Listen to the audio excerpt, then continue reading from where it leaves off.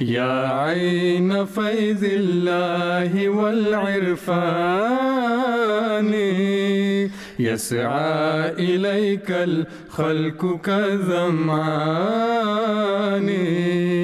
أعوذ بالله من الشيطان الرجيم. بسم الله الرحمن الرحيم. Chers téléspectateurs de la MTA, Assalamu alaikum wa rahmatullahi wa barakatuh.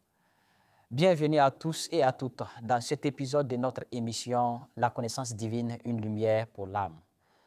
Aujourd'hui, nous entamons une série en 2 parties consacrée à un sujet fondamental pour notre vie spirituelle. Le sujet d'aujourd'hui, c'est les bonnes œuvres et les péchés. Et comment comprendre l'équilibre moral dans nos actions. Dans cet épisode, nous allons explorer plusieurs questions essentielles pour comprendre comment agir de manière vertueuse tout en évitant les pièges du péché. Nos invités en studio et nos invités extérieurs nous aideront, Inch'Allah, à traiter ce sujet en long et en large. Nous avons le plaisir d'avoir 2 de nos invités sur nos plateaux. Le premier invité est notre missionnaire Sayo Traoré, missionnaire de Kayi, un missionnaire au Mali. Missionnaire Sahib, assalamu alaikum wa rahmatullahi wa barakatuh. Wa alaikum salam wa rahmatullahi wa barakatuh. Merci et bienvenue à vous. Merci d'avoir accepté notre invitation. Et notre deuxième invité n'est plus à vous présenter, c'est notre missionnaire Souré Al-Hussein, missionnaire de Koutiala, ici au Mali. Missionnaire Sahib, assalamu alaikum wa rahmatullahi wa barakatuh. Wa alaikum salam wa rahmatullahi wa barakatuh. Alhamdulillah, merci beaucoup. Merci d'avoir accepté notre invitation. Merci à vous. Et notre troisième invité est notre invité extérieur, c'est le missionnaire Ibrahim Ouattara, missionnaire de Sizanagara, ici au Mali, avec nous. Sans plus tarder, chers téléspectateurs, nous allons rentrer dans le vif du sujet en adressant notre première question à notre missionnaire Sayo Traoré. Missionnaire Sahib, nous voulons savoir quelles sont les catégories de bonnes œuvres et le moyen aisé pour s'examiner. A'udhu billahi minash shaitanir rajim. Bismillahir rahmanir rahim. Wassalatu wassalamu ala ashrafil mursalin. Muhammad wa ala alihi wa sahbihi ajmaïn wa ba'd. Chers fidèles téléspectateurs de la MTA, assalamu alaikum wa rahmatullahi wa barakatuhu. Les 4 catégories de bonnes œuvres. Le 2e calife, Hadrat Mirza Bashiruddin Mahmoud Ahmad, a détaillé les catégories de bonnes œuvres dans son livre Irfan Ilahi. Les bonnes œuvres sont catégorisées à 4 parties. Les bonnes œuvres qui profitent à l'auteur et aux autres. Ça, c'est la première catégorie. 2e catégorie, c'est les bonnes œuvres qui profitent aux autres. La 3e catégorie, c'est les bonnes œuvres qui nuisent aux autres. Ça veut dire que les bonnes œuvres qui nuisent aux autres. Ça veut dire que les bonnes œuvres, que si vous négligez ces bonnes œuvres-là, ça ne vous profite pas, ça ne nuit pas à votre action, mais ça nuit aux autres. Maintenant, 4e catégorie, c'est des œuvres aussi qui sont avantagées aux autres, mais qui nuisent à vous. Donc ça, les œuvres sont catégorisées en 4 parties comme ça, dans Irfan Ilahi, comme le 2e calife a détaillé. Maintenant, les moyens aisés pour s'examiner. Le classement suivant sera très utile, le calife indique, aux dévots, lui permettant de connaître les racines et les branches de ses actions. Si une œuvre est défectueuse, il pourra aisément y remédier, tout le monde n'étant pas à même d'accomplir cette analyse. Je vous présente ici une méthode facile. Donc, cette méthode facile, le calife nous dit quoi? Pour examiner ces œuvres, souvent, il y a des gens qui peuvent prendre 6 mois ou 4 mois pour examiner ces œuvres, ou bien 3 mois. Le calife dit non, ça, ce n'est pas important. Vous prenez les interdits et les prescriptions du Saint-Coran, c'est les commandements et les interdits. Vous lisez par jour un rukou qui parle des interdits et les prescriptions. Donc vous allez méditer si ces actions-là, que ce soit les interdits. Il nous rappelle dans les épisodes passés, on a parlé des pensées, les pensées mauvaises qui nuisent aux esprits. Il dit qu'on doit effacer ces pensées-là. Mais ici, il dit les interdits aussi, ça peut être des pensées néfastes. Mais il dit les interdits du Coran, là, quand vous le lisez, vous devrez penser à ça, méditer à ça.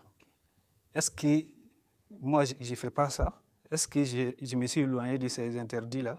Les bonnes actions, est-ce que je pratique ces bonnes actions-là? C'est très important. Souvent, l'homme peut se dire, après avoir lu le Saint-Coran, vous avez médité, si ça vous dit que non, ces interdits-là, je ne fais pas ça, ce n'est pas mon travail. Mais souvent, c'est par l'ignorance. Peut-être vous faites ça même dans votre vie quotidienne, mais par l'ignorance, vous affirmez que non, moi, je ne fais pas ça. Le calife, il a pris un exemple frappant. L'exemple frappant, c'est quoi? Il dit, quelqu'un qui parle mal des autres, la médisance. Donc, il dit quelqu'un comme ça, il va dire non, quand il lit le Saint-Coran dit non, on ne doit pas parler mal des autres à leur insu.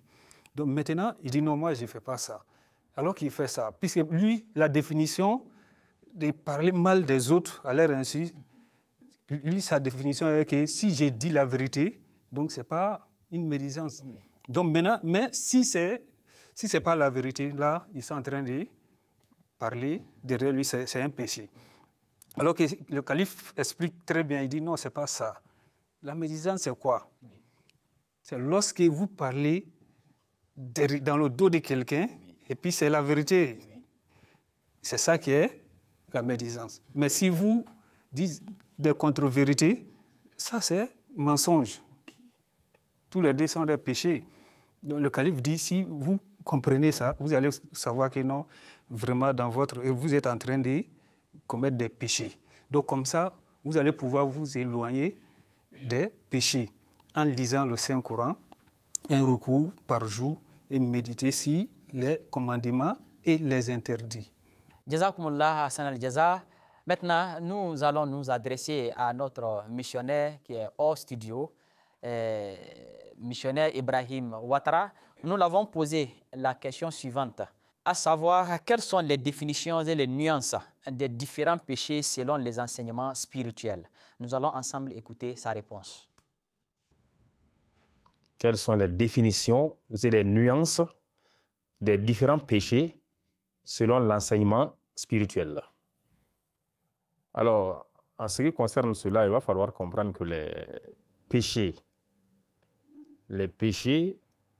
dans la perspective islamique sont des actes ou des pensées qui nous éloignent de Dieu.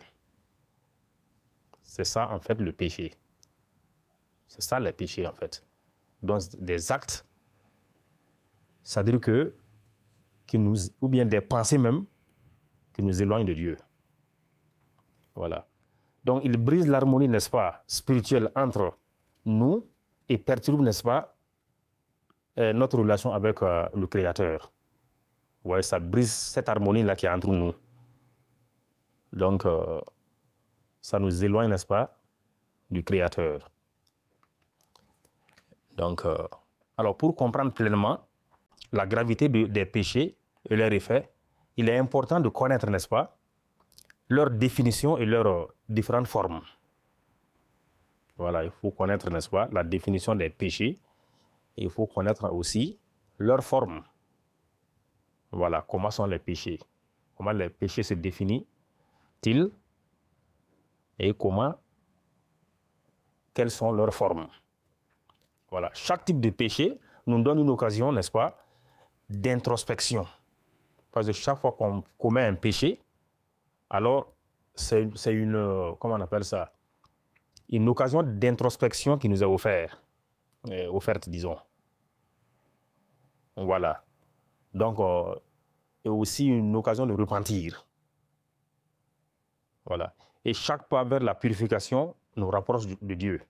Donc chaque fois qu'on va essayer de se rapprocher de Dieu, mettre en pratique cette interproxion-là, donc ça va nous rapprocher de Dieu. Voilà. Donc les péchés peuvent être classés, n'est-ce pas, en trois catégories principales. Voilà. Donc nous avons les péchés envers Dieu. Donc ça, c'est la première catégorie. Alors, les péchés envers les autres. Ça, c'est la seconde catégorie. Nous avons aussi les péchés envers soi-même. Voilà. Parce qu'il y a des péchés qu'on commet sur soi-même. Voilà. Ce n'est pas seulement envers Dieu et ce n'est pas seulement envers les autres. Mais on peut commettre des péchés aussi envers soi-même. Alors, si nous devons commencer maintenant, commençons par les péchés envers Dieu. Voilà, ceci inclut, n'est-ce pas, la désobéissance à ses commandements directs. C'est ce qu'on appelle les péchés envers Dieu. Donc, quand vous désobéissez aux commandements directs de Dieu, alors ça, c'est des péchés commis envers Dieu. Voilà, donc par exemple, je donne des exemples. Un exemple, voilà. Négliger, par exemple, la prière. Ça, c'est un péché, n'est-ce pas? Une désobéissance qui est, n'est-ce pas, adressée directement à Dieu. Vous voyez? Manquer de gratitude aussi. Ou attribuer, n'est-ce pas, des partenaires à Dieu. Vous voyez? Donc, ça arrive commettre le shirk. Donc, voilà donc des péchés qui sont adressés directement à Dieu. Voilà. Donc, ces péchés-là sont considérés, bien entendu, comme des péchés graves. Voilà. Donc, ces actes montrent aussi un manque de respect envers la souveraineté divine et brisent le lien, n'est-ce pas, fondamental qui unit l'homme à son Créateur. Donc, vous voyez ces genres de péchés-là.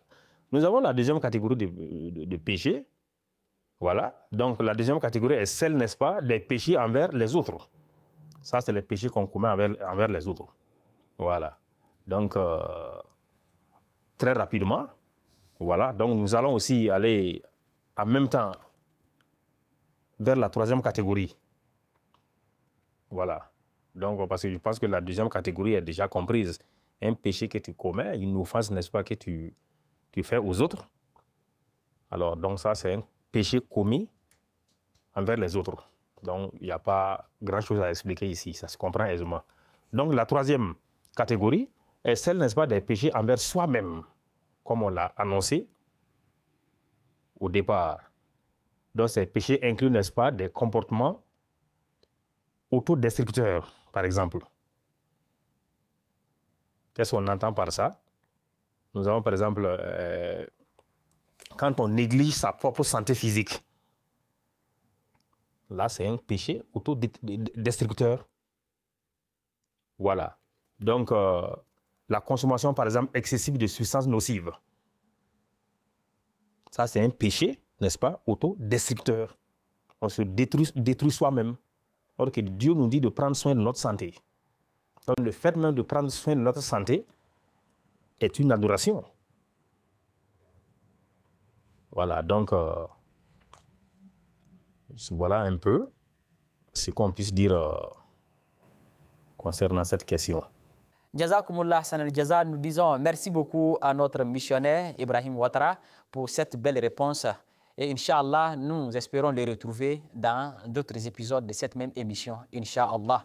Nous revenons dans notre studio avec notre missionnaire Sayo Traoré. Missionnaire Sahib, tout à l'heure, nous avons écouté notre missionnaire Ibrahim Ouattara qui parlait des nuances, n'est-ce pas? Donc, la définition, voilà, des nuances et des différents péchés selon les enseignements spirituels. Maintenant, nous voulons savoir quelle est l'efficacité de la méditation sur les prescriptions et les interdits. Parce que tout à l'heure, vous avez souligné cela. Nous voulons que vous appuyiez de plus, Inch'Allah. Méditer sur les prescriptions et les interdits. Oui. Je réitère la parole du calife, Oui. Hadrat Mirza Bashiruddin Mahmoud Ahmad. Il dit, méditer si les prescriptions et les interdits. Quand on dit méditer, si les prescriptions et les interdits, il a pris un exemple, par exemple la salade. Ça, c'est des prescriptions. Donc la salade, c'est une bonne œuvre.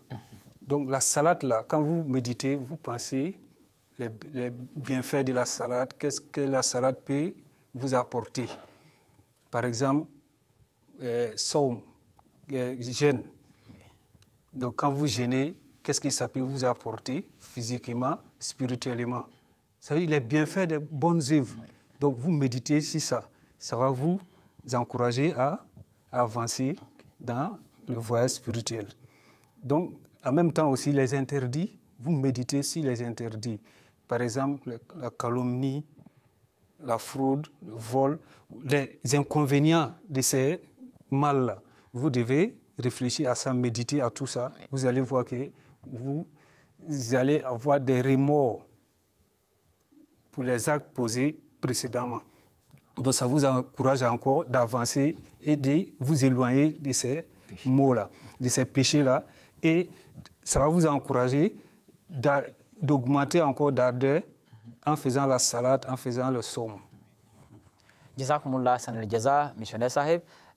Si nous comprenons bien, vous voulez dire que l'efficacité de la méditation, n'est-ce pas, sur les prescriptions et les interdits, hein, c'est lorsque vous pensez à la prière, donc vous devez d'abord réfléchir, penser quand je fais la prière, quels sont les mérites que je dois gagner et qu'est-ce que je gagne, hein, en faisant les 5 prières quotidiennes. Donc les différentes prières dont j'ai faites qui ont été exaucées par Allah subhanahu wa ta'ala, et les changements, hein, spirituels, hein, les changements que la prière m'a apporté dans ma vie quotidienne. Donc il faut méditer sur tout ça, et ainsi également aussi sur le jeûne et tous les autres bonnes œuvres prescrites par Allah subhanahu wa ta'ala. Et ensuite, quand vous arrivez au péché, vous devez aussi faire la même chose. Maintenant, quand j'ai fait ça auparavant, qu'est-ce qui m'est arrivé dans la vie?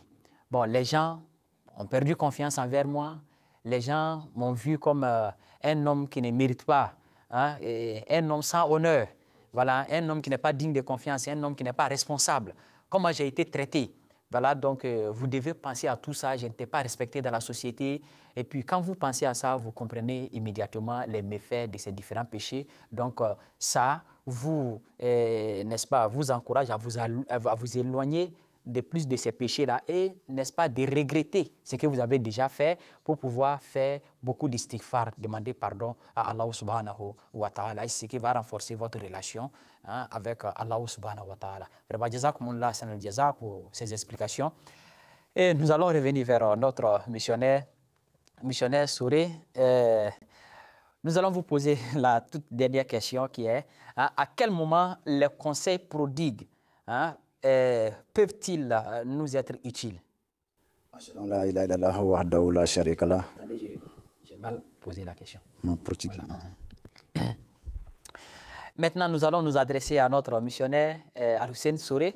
Nous voulons savoir à quel moment les conseils prodigués peuvent-ils être utiles à nous. أشهد أن لا إله إلا الله وحده لا شريك له ونشهد أن محمدا عبده ورسوله أما بعد فأعوذ بالله من الشيطان الرجيم بسم الله الرحمن الرحيم جزاكم الله حسنا الجزاء. Vous savez, selon le deuxième calife de la communauté islamique Ahmadiyya, il nous donne quelques méthodes pour que les conseils prodigués nous soient véritablement utiles. Et parmi ces conseils-là, il nous dit c'est de les suivre sérieusement. On doit les suivre avec attention, avec du sérieux. Il nous dit aussi qu'on doit être réceptif aux conseils prodigués. On doit les écouter, on ne doit pas les négliger surtout. Okay. Les applications, on ne doit pas surtout les négliger. Raison pour laquelle il y a un verset coranique qui souligne son importance. Et ce verset-là nous dit quoi? Il dit Lahum qulubun la yafqahuna biha. Il y a certaines personnes, ils ont le cœur, mais ne comprennent pas avec ce cœur-là. Walahum ayunun la yubsiruna biha. Et ils ont les 2 yeux, mais ils ne voient pas avec cela. Walahum azanun, ils ont les 2 oreilles. La yasmauna biha. Mais jusqu'à présent, ils ne comprennent pas avec ces 2 oreilles-là. Donc, tout conseil mérite une oreille attentive, selon le deuxième calife. et une exécution assidue. Et il va encore plus loin, il dit quoi? Il dit parce que ceux qui font la sourde oreille et semblant de ne pas voir ne progresseront jamais. Donc en bref et en résumé, il nous demande d'être attentifs à cela. Jazakumullah Sanal Jaza, très cher missionnaire Sahib, dans votre réponse, vous avez dit, pour que les conseils prodigués soient utiles pour nous, nous devons les suivre avec attention. Nous devons être attentifs à ces conseils-là et nous ne devons pas les négliger. Maintenant, quand nous écoutons les prêches, souvent on dit « Ah, vraiment, notre conférencier, vraiment, il était éloquent, il a bien parlé. » Mais les conseils dont il a prodigué dans ses paroles, dans sa parole, est-ce que nous les mettons en pratique? Et nous avons bien compris ce qu'il veut dire. Est-ce que nous sommes prêts à les mettre en pratique? Et cela est très nécessaire. Et surtout, d'exécuter cela, de ne pas écouter et mettre de côté. Donc, c'est ce qui va, n'est-ce pas, nous permettre d'aller de l'avant dans notre spiritualité. Et c'est ce qui aussi va nous permettre, à chaque fois quand nous écoutons des conseils prodigués par un guide, par un saint, ou quand nous lisons le Coran, donc de pouvoir les mettre en pratique, tout ce que le Coran, ou bien soit ces saints-là, nous enseignent. Vraiment, nous vous disons, Jazakumullah Ahsan al-Jaza, et merci à vous d'avoir accepté notre invitation, et à vous également, missionnaire Sahib. Jazakumullah, merci à vous, merci d'avoir accepté notre invitation, et Inch'Allah, nous espérons vous retrouver encore dans d'autres épisodes de cette même émission. Chers téléspectateurs de la MTA, nous vous rappelons que nous étions dans notre émission « La connaissance divine, une lumière pour l'âme ». Pour traiter ce sujet, nous avons eu l'honneur d'avoir deux de nos invités dans notre studio pour traiter ce sujet et un invité hors studio qui nous ont vraiment donné des explications très enrichissantes. Et Jazakumullah, nous vous disons de rester branchés sur la chaîne de MTA pour d'autres émissions. D'ici là, portez-vous bien. Assalamu alaikum wa rahmatullahi wa barakatuh. يا عين فيض الله والعرفان يسعى إليك الخلق كالظمآن يا رب صل على نبيك دائما في هذه الدنيا وبعث إنسان